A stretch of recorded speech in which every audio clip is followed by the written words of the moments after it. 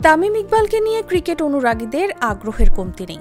অনেকেই মনে করেন তার খেলোয়াড়ি জীবন শেষ, তামিম আর মাঠের ক্রিকেটে ফিরবেন না। তাকে হয়তো বোর্ড ব্যবস্থাপক তথা পরিচালক হিসেবে দেখা যেতে পারে। এমনও শোনা যাচ্ছে যে পদত্যাগ করা পরিচালক cum game development chairman Khaled Mahmud সুজনের জায়গায় তামিমকেই পরিচালক করে সুজনের খালি চেয়ারে বসানো হবে। তামিমকে নিয়ে এমন চিন্তা অমূলক নয়, কারণ ফারুক আহমেদ বিসিবি সভাপতির দায়িত্ব নিয়ে তামিম ইস্যুতে দুরকম কথা বলেছেন। বিসিবি সভাপতির প্রথম কথা ছিল, আমি চাই তামিম অন্তত আরও 2 বছর জাতীয় দলের হয়ে খেলুক। তামিম এসেছিল আমার সাথে, জানেন আমি প্রেসিডেন্ট হওয়ার পরে প্লেয়ারদের সাথে এরকম বসতে পারি নাই। প্রথম কাজ হলো এসেছিল আমার সাথে দেখা করার জন্য। সেকেন্ড হলে গিয়ে যেহেতু একটু ডিফিকাল্ট টাইমস, এতে আমাদের লিগগুলা বিপিএল এইগুলোকে কি সময় মতো কীভাবে হবে, ওদের থেকে কিছু প্রস্তাবনা ছিল, এগুলো আমরা আলোচনা করেছি কি আমরা এগুলো ঠিক মতো করতে পারি। এমন কথা বলার পাশাপাশি বিসিবি প্রধান আরও একটি মন্তব্য করেছিলেন, জানিয়েছিলেন তামিম যদি না খেলে বোর্ডে আসতে চায় তাহলেও তিনি স্বাগত জানাবেন।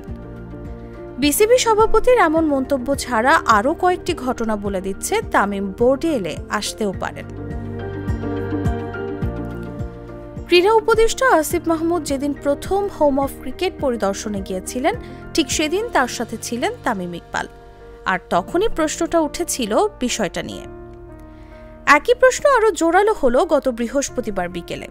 এদিন জাতীয় দলের ক্রিকেটারদের সাথে একান্তে কথা বলেছেন বিসিবি সভাপতি। ওই সময় ভারতগামী জাতীয় দলের ক্রিকেটারদের সাথে উপস্থিত ছিলেন তামিমও। দেশসেরা এই ওপেনারের ভবিষ্যৎ কি, তা ক্রিকেট পাড়ায় এক আলোচিত ইস্যু হয়ে দেখা দিয়েছে। এদিকে তামিম নিজেও কিছু বলছেন না, তাই ব্যাপারটা আরও অন্য রূপ ধারণ করেছে। তবে খেলা ছেড়ে তামিমের বোর্ড পরিচালক হওয়ার কথা যারা বলছেন, তারা হয়তো ঠিক হিসেব নিকেশ না করেই এমন মন্তব্য করছেন। বলে রাখা ভালো, তামিম এখনও আনুষ্ঠানিকভাবে খেলা ছাড়ার ঘোষণা দেননি। সে কারণে তিনি ক্রিকেট বোর্ডের কাউন্সিলর নন, আর কাউন্সিলর না হলে বোর্ড পরিচালক হওয়ার কোনো সুযোগ নেই। এখন তামিমকে বোর্ড পরিচালক হতে হলে কিছু পূর্ব শর্ত পূরণ করতে হবে। সবার আগে ক্রিকেট মাঠ থেকে সরে আসতে হবে।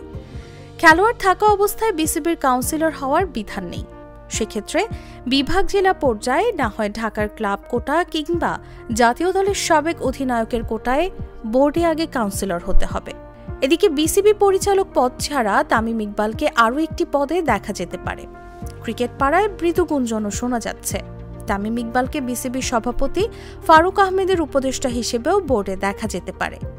বলে রাখা প্রয়োজন, বিসিবি প্রধানের উপদেষ্টা হতে হলে কোনরূপ কাউন্সিলর হওয়ার দরকার পড়বে না। ক্রিকেট সংশ্লিষ্ট যে কেউ বোর্ড প্রধানের উপদেষ্টা হিসেবে যুক্ত হতে পারবেন।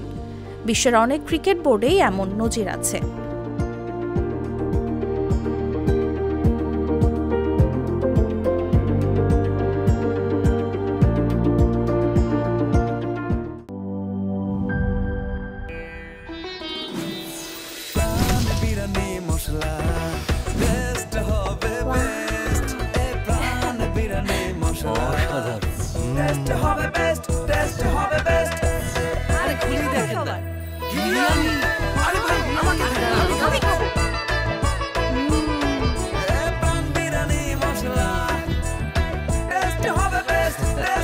প্রাণ বিরিয়ানি মশলা, টেস্ট হবে বেস্ট। প্রাণ, জীবনের স্বাদ।